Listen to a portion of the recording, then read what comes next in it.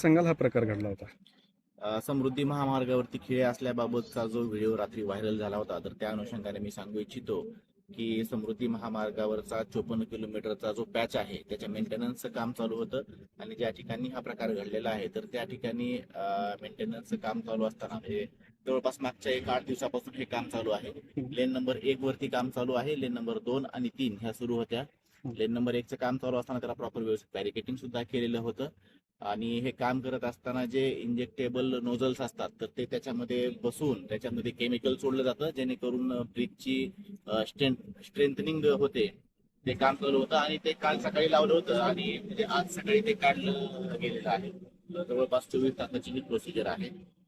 अशा प्रकारचे कुठलेही खेळ लावण्यात आलेले आहेत किंवा काही हे सगळी अशा प्रकार कुठलाही घडलेला नाही. आणि ज्यावेळेस रात्री बॅरिकेड्स त्या ठिकाणी लावले होते कुठल्या तरी एका अज्ञात व्हेकलनं ते बॅरिकेड्स तोडले गेलेले आहेत. त्यामुळे जे 2-3 व्हेकल्स आले ते पंक्चर झालेले आहेत.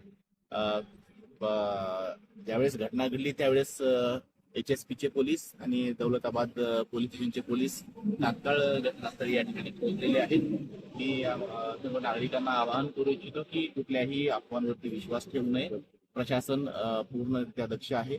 जे यापुढेही जे काही मेंटेनन्सची कामं केली जातील त्या प्रत्येक वेळेस प्रॉपर बॅरिकेटिंग रिफ्लेक्टर्स लावून कामं केली जातील याची आम्ही पूर्ण दक्षता घेत आहोत.